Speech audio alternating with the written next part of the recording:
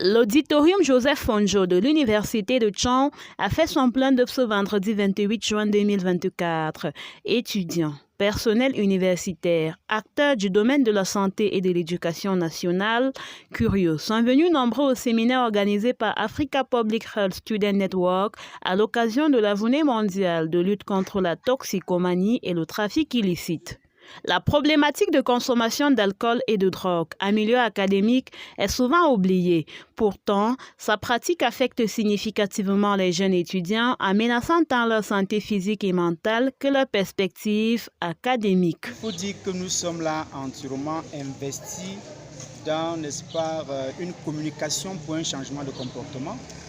Parce que, comme j'ai dit tout à l'heure en salle, les étudiants aujourd'hui sont beaucoup plus à l'aise lorsqu'ils sont en train de se divertir plutôt dans l'alcool, dans la drogue, sans pourtant peser, n'est-ce pas, l'impact aussi bien physique et psychique de cette molécule lorsque c'est pris en excès. Et donc du coup, nous les invitons aujourd'hui, n'est-ce pas, à prendre du recul et savoir que prévenir vaut mieux que guérir. À travers un panel de 8 spécialistes, l'auditoire a suffisamment été édifié sur l'épidémiologie, la prévalence, les déterminants et les conséquences de la consommation d'alcool et des drogues, ainsi que les stratégies nationales de prévention et les ressources d'aide disponibles pour les étudiants confrontés à ce problème. Un séminaire riche en contenu qui a débuté par un talk show sur les causes et motivations de la consommation des stupéfiants, alcool et drogue. Il a été ponctué tour à tour par des discussions. Au cours des échanges, ils ont exploré les stratégies de prévention efficaces grâce au partage d'expériences.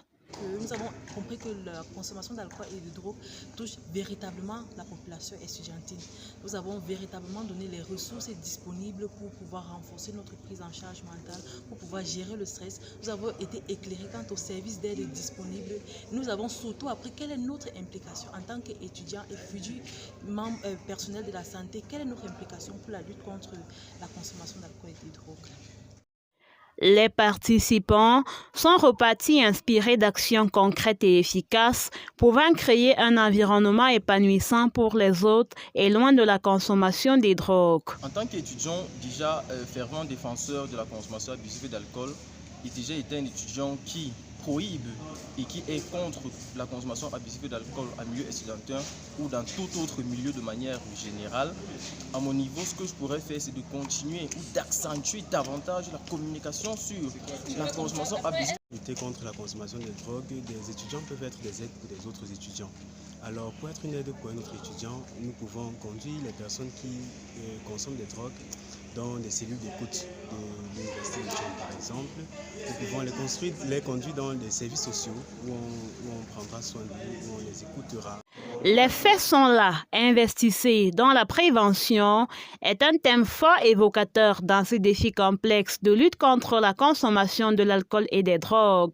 Bien heureusement, l'association Africa Public Health Student Network et ses partenaires, notamment Hope Foundation, Sarispi Santé, la Croix-Rouge, l'association des étudiants de la faculté de médecine et de sciences pharmaceutiques de l'Université de Chang, ne comptent pas s'arrêter en si bon chemin. Nous prévoyons d'ici l'année prochaine réaliser davantage de séminaires et davantage faire des tables rondes où nous pourrons davantage expliquer quelle est l'implication des étudiants, vérifier si le message que nous avons transmis aujourd'hui a été véritablement concrétisé par les étudiants et renforcer la communication pour le changement de comportement, étant donné que la prévention est la clé.